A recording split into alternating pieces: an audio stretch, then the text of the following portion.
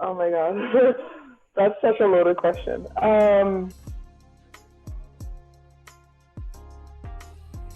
And the opening paragraphs of The Sense of Music, he talks about how now there's this big disparity between the musician and the audience. And perhaps even the first week, we tried to figure out what it means that a point is that which has no breadth. Welcome back to another episode of The College. On today's episode, we're going to be talking with the current student, Joseph Richards, and we're going to talk about his experience at St. John's. I hope you all enjoy. So yeah, I just want to start by having you introduce yourself. What's your name? What grade are you in? Let's do that. Let's start with that. Yeah, my name is Joseph Richard. I am a rising junior on the Annapolis campus, and I'm from Miami, Florida. Ooh, Miami. Sweet. So to start, I just want to know a little bit about what brought you to St. John's and how have you enjoyed your 2 years so far? Yeah, St. John's was really the only college I seriously considered. You know, when I look back at my process, when I was sorting through, when I was visiting, because I really felt that I couldn't get the sort of education I've gotten in my 2 years here anywhere else. That is to say, I looked at all of the other specializations I could have pursued, right, as an undergraduate, and I always felt that I was going to be missing something.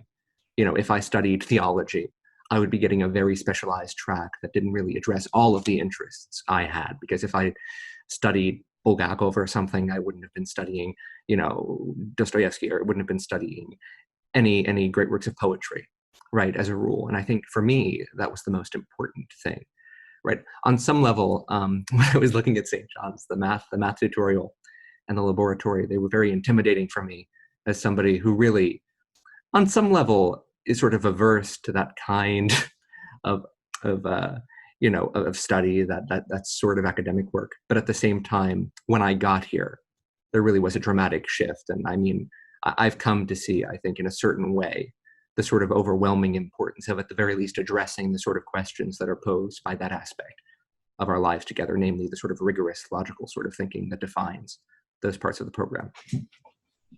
Wow. I was not expecting that. Could you walk me through exactly what were you looking at? Like when you were looking at a college, right? Like you're junior or senior in high school, and you have like dreams and aspirations. I want to be a theologian. I want to be an architect. I want to be a software engineer, whatever. What did you really like? What were your interests, and how did St. John's like kind of fulfill those interests? For me, it was always theology, and it was always a particular sort of theology that was a little bit broader than the sort I think that's taught in most universities. So I'm going to name drop, but I'm not going to do it in a way I hope it'll be off-putting. There are certain theologians I've always had a lot of affinity for: Bulgakov, Balthazar, Lev Shestov, thinkers who were very much speaking about theology, who were speaking about God, who were speaking about revelation, but who were doing so in the context of the culture they lived in. Namely, they didn't really try to extract themselves from the world around them. So if you read Shestov, if you read Bulgakov, they have this deep connection to the poetry, to the literature of the culture that's surrounding them. Bulgakov, to give an example, one of the greatest Russian novelists of the 20th century, Andrei Bely, who wrote Petersburg.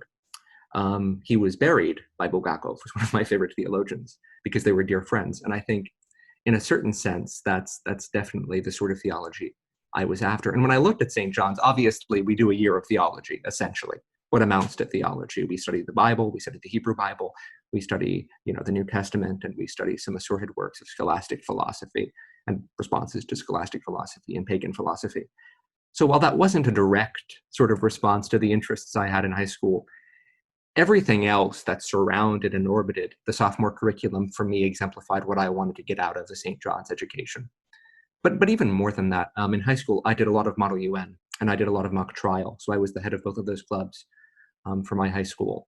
And at first glance, St. John's isn't the place that's most conducive to, pursuing those interests, international relations, law a little bit more. But at the same time, right, I felt that what I found really gripping in Model UN was the sort of global importance, right, that activity has. Namely, you're exposed to all of these different cultures, you're exposed to all of these different ways of addressing very concrete problems.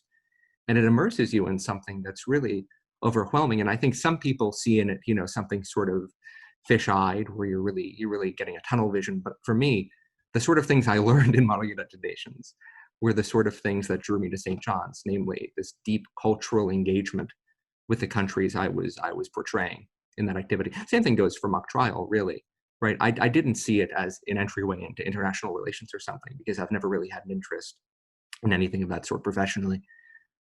But there was a link for me. There was a bridge between what I was looking for there and what I eventually found in the comprehensive curriculum we pursue at the college. Yeah, that's quite interesting. A different walk for me is when I decided to come here, I was very interested in the intense study of searching for oneself.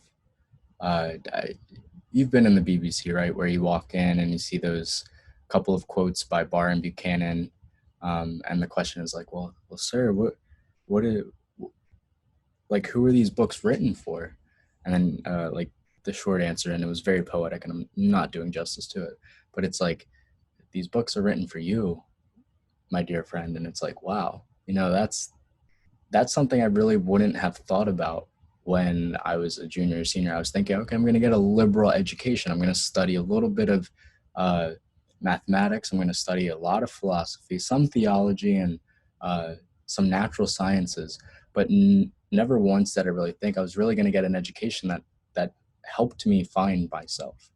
And when you do that, you're able to explore whatever interests you have and go off and kind of push the boundary of the specific field that you want to get into.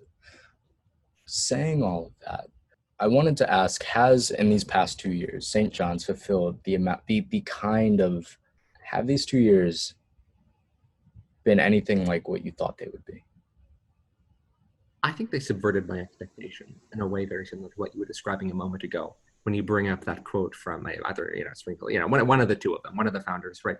When they're talking about St. John's, being a place where the books were really written for you, where they have this deep bearing on self-discovery. In a certain sense, that is what I found, and that is what I was looking for in a very particular way. But at the same time, I think what's deeply subversive about my experience at St. John's, and I think the experience of being at the college in general, is the way we approach that question of self-discovery, right? Because we don't do it in purely individualistic terms, right? We're always in community with one another. We're always talking to one another. We're always learning from one another. And in this really beautiful way, I think, and I think this is how St. John's subverted what I wanted coming in, right? Because I had these very strict and very set ideas of what I wanted intellectually and what I wanted personally and how I wanted to find myself eventually after having graduated the college. But then I got here, and I think I realized after a year or so here that it was a question not only, of my own personal fulfillment. I was being fulfilled in a really deep, really rich way, precisely because I was learning and I was learning with and talking to all of these wonderful, brilliant people who have a deep stake in different aspects of the program. So when I'm reading Apollonius, I don't have an instant attraction. And I think that's something that was tough for me. I don't look at Apollonius, I don't look at the Cones and say, now this is why I came to the college. And I really don't feel like that book was written for me in any way, shape, or form. But then I can talk to one of my classmates and they can point out the beauty in the construction, or they can point out something really interesting in his project when Apollonius says he's looking for the limits of possibility, something like that. There's always a grip that you can grab a hold of as the result of what somebody else finds beautiful or what somebody else finds really dazzling in what we do. And in that sense, I want to say St. John's subverted what I thought it was going to do for me. Correct me if I'm wrong, but you were going to leave the college after your freshman year, weren't you? I was, and I think I look back on that, and I'm very grateful I didn't for a number of reasons.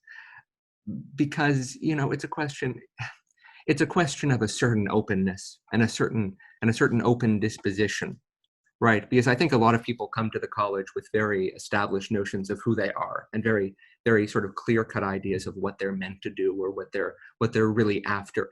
That might not be every Johnnie, but I think that describes a certain number of Johnnies, especially Johnnies, who have the background I do and the certain interests I have, And I want to say that when you have a disposition that allows other people in intellectually, when you're taking what people around the table are saying seriously, and as seriously as you can, then you get so much more than you did when you were just sitting there and acting as a demagogue. Now, I'm not averse to acting as a demagogue, and I think there's a lot of value, right, in saying what you believe and what you really firmly want to get across as powerfully as you can. And I think we learned that very well freshman year with dialogues like the Phaedrus. But at the same time, I want to say there's a certain dogmaticism that comes as a result of being open to what we do at the college, right? You might still be who you are because the college isn't going to transmogrify you. But at the same time, if you allow yourself over the course of time to develop that open disposition, I want to say the experience changes completely. It's like Mercury's wand, it becomes something deeply, deeply valuable. But if you don't have that disposition, it's utterly worthless. That's interesting. So what do you think, I guess you've touched on this right now, but what exactly what kind of transformation do you think could happen for a person? Like, I guess you could only speak from the I perspective, but like, have you seen yourself transform in any way in these past 2 years? And if so, like what are those, or what transformation have you seen? In a certain sense, I want to say that it's less a change and more a certain sort of development, because I think you hit the nail on the head when you say, St. John's doesn't necessarily give you the answers, and it doesn't claim to, right? No seminar conversation will ever exhaust the text, and I think that's a beautiful part of the methodology we sort of ingrain, into our psyches when we become Johnnies, whatever that really means, right? Because I think when I came to the college, I had a lot of the opinions I do now, which says more about me than about an average Johnnie. But I'm a little stubborn. But I think when you really get down to it, the change or the development or the transformation I saw in myself was precisely an increasing ability to recognize just how multifaceted and just how deeply important the questions I was sort of asking and the answers I was giving really are taken in context. So, when I read Plato as a freshman, or when I read Anselm or Aquinas as a sophomore, I think when I came to the college, the sorts of questions they were asking, I wasn't able to see anything of personal importance behind that. And I think that gets to the quote we mentioned earlier, right? These books were written for you. I don't think I had that sense coming in, right? I think I don't particularly like Aquinas, but I think I can look at Aquinas or I can look at Apollonius and I can say with absolute confidence, there is something at stake in this conversation. And I don't think I was able to do that before. I think I would have just tossed the book aside and said, this is interesting, it's speculative, it's obtuse, it has no bearing on human life in any of its dimensions. I want to say that's the transformation that happened. Wow. I guess we've talked a little bit about your transformation or your development, but what kind of development do we do over these 4 years? Because I think I've talked to some people, namely upperclassmen and recent graduates, and they say, there's a big jump between sophomore and junior year where you really go from an older generation of we do the Greeks, we do some of the Romans, we do the Bible and everything, and then we jump in, and next thing you know, we're talking about Don Quixote and like more modern texts like Spinoza or Nietzsche or Hume. And I was just wondering, could you kind of share with us what do these 4 years, let's specifically focus on seminar right now, what kind of works do we, or what is the progression like? I think it's really interesting, and I'm going to bring up David Bentley Hart, who's one of my favorite modern theologians. Hart says, when you're dealing with philosophy, whether it's ancient Greek philosophy or modern philosophy, you have two narratives, right? You have the Aristotelian narrative and you have the Platonist narrative. Roughly, that's what he's trying to get at. But there isn't really an outside Greek thought if you're reading Descartes, or if you're reading Kant, or if you're reading Hume, or in the freshman year, if you're reading, Plato or Aristotle. There are certain assumptions, I think, that undergird a lot of the thinkers we read. I'm going to give an example. In De Anima, in Aristotle, when Aristotle says, that the intellect is something separate from the body and identical or self-same in all men, I think that's the language he uses. I think something wonderful we get as a result of studying these ancient philosophers is we look there and then we look at Descartes in the Meditations, for example, when he has this experiment where he imagines and he sort of ponders what it would be like not to have any sense organs. and not to have any limbs and not to have any blood. And there's something, I think, to a lot of people, and to me, deeply grotesque about that sort of philosophy. But the beauty of the program, in my mind, is we have that narrative and those sort of dipoles. We have the Aristotelian narrative, where you have this deep emphasis on embodiment, and you have this deep emphasis on sense experience. Philosophy begins in wonder, and wonder isn't possible if you're not looking at something. But at the same time, you have the Platonist narrative, and it offers a very different stance on embodiment, exit and return, and embodiment is something ultimately to be transcended. But then I think, and this is my own prejudice coming in, you have the sophomore year, right? And you have the Christian narrative, and you have the Jewish narrative, and you have this interruption into the conversation. And I mean, we can always say the great books are telling, one story, there's one conversation. But I think when we approach the sophomore year, when we approach certain parts of the junior and senior years, in my opinion, we approach thinkers who aren't sitting idly by at the table and contributing to the conversation in their turn. They are shouting. And I think that's the most interesting thing about the curriculum, right? We have in sophomore year, Paul. Where is the dialectician of this age? He asks in 1 Corinthians. Does that mean he doesn't make use of Greek philosophy? No, but it does mean that he is actively pitting himself against certain ideas that are fundamental to Greek thought. When he says the material world is beautiful, when he says the material world will ultimately be made pneuma, when it'll be made pneumatic, right? The redemption of the material world is very important to him. Or when we read Nietzsche, we don't read Zarathustra, but when we read his emphasis on the value and the importance of health or embodiment or beauty, right? We have a very different way of looking at the other thinkers we encounter. So I want to say there's a meaningful tension between these distinct narratives on the program we get at as we go through, right? And there will always be people who say, this is one conversation. From Paul, we get to Aquinas. Aquinas is saying the same thing as Aristotle, whatever. But I want to say that if we really very deeply consider what these different thinkers are saying, we find ourselves confronted with very much opposed ways of looking at the material world, with very distinct ways of looking at community, with very distinct ways of looking at intellectual life, right? And I want to say that's one of the most beautiful things we do at the college, explore all of these different ways of thinking and approaching the great questions. And what's quite interesting is you bring up a bunch of authors who their native language isn't English. And we do a bit of study in ancient Greek and French, not saying we do German or anything else like that, but there are definitely study groups. But, with studying Greek and studying French, how do you think that helps when we turn to texts like Plato, like Aristotle, and even some more of the French philosophers, which we haven't gotten to quite yet? I think that's a very good question. And I think there are a number of different answers to it. I think there's a cynical answer. And on some level, the part of me that took Latin for a decade wants to say that the 2-year immersion we have in Greek isn't necessarily enough to really get at the nuance of what's happening there. I want to say that's one dimension of it. We have this sort of academic, right, introduction into Attic Greek, but in reality, we don't spend a terrible amount of time with Attic Greek texts. That's a cynical way of looking at what we do in the language tutorial. But I want to say that there's something else, right? There's an optimistic way of looking at what we do.